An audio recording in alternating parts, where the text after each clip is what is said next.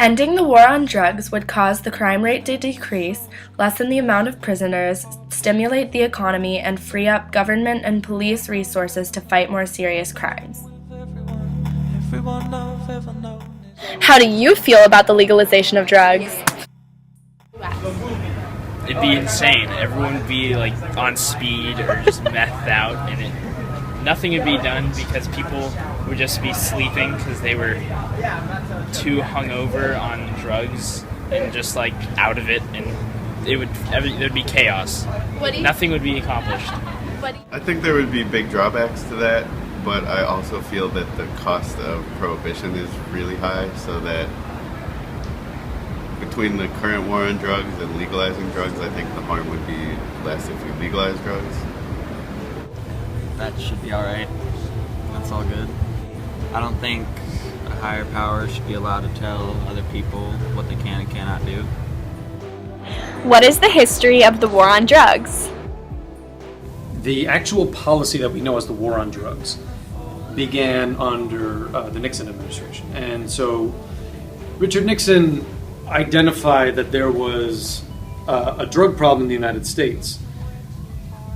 But the difference between Nixon and subsequent presidents, especially by the time you get to Reagan, what Nixon wanted to do was use most of the funds that were going to go to this war on drugs to treat drug addiction. By the time you get to the 1980s, the war on drugs takes a turn that favors incarceration as the method to dealing with drug use and drug abuse. And far less resources are given to drug addiction. What are the consequences of minor drug offenses? Impose mandatory minimum sentencing. And so for a lot of people, there's a one strike and you're out rule. It depends on the state, but a lot of people are serving jail time. They're in jail for the rest of their life without possibility of parole for drug violations. Things that used to be things that you would treat with rehabilitation are now being treated as though they're worse than murder. Does jail help drug addiction? I'm not saying we shouldn't that we should not battle cartels. Cartels are bad. They're bad people. But as far as working on the issues within the United States of drug addiction, the war on drugs is not going to do anything. Heroin in New York State heroin use has risen 40% in the last year. That is a huge jump. There's so much heroin on the street. Trying to keep it off the street is not the issue. People use heroin for a reason. It could be poverty, it could be, some psychological problem, but they use it for a reason and it has nothing to do with criminality.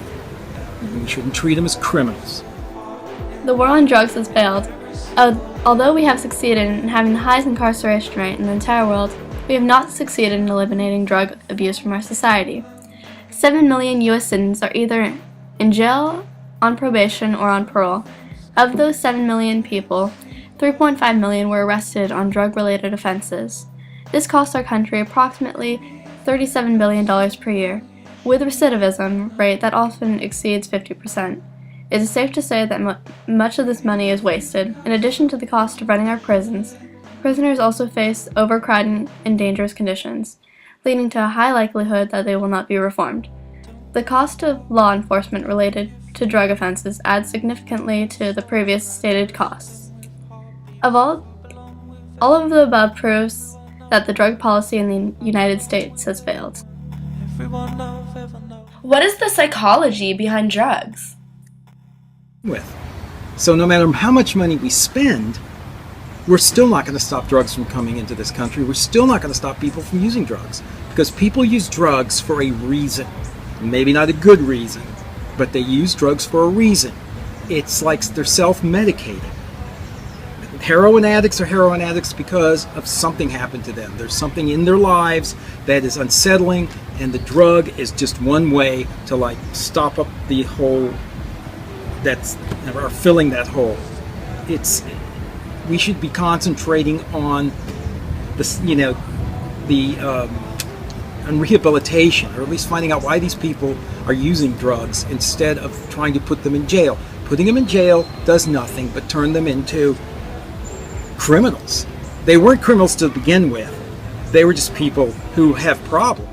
The reason for the failure of drug policy is the focus on punishment rather than rehabilitation and prevention. The resources spent on punishment must be redirected and used to treat the root causes of addiction, as these are just as serious and life-threatening as physical illnesses. This could be achieved through the following measures: the decriminalization of certain drugs, an increased emphasis on prevention in both youth and adults, and improvements to the science of rehabilitation. This would result in a natural decline in drug use, a decrease in relapse rates, less crowded jails, and less expense for taxpayers. As high school students, we witness firsthand the cycle of drug abuse, rehabilitation, and relapse. Although not every addict ends up in jail, they do permanent damage to their lives. Every addict deserves the chance to be effectively rehabilitated, just as every cancer patient deserves a chance at medical treatment. Although the solution to effective drug treatment remains unclear, there is no doubt that our current policy is a failure, and that by reallocating the sources, better results can be achieved.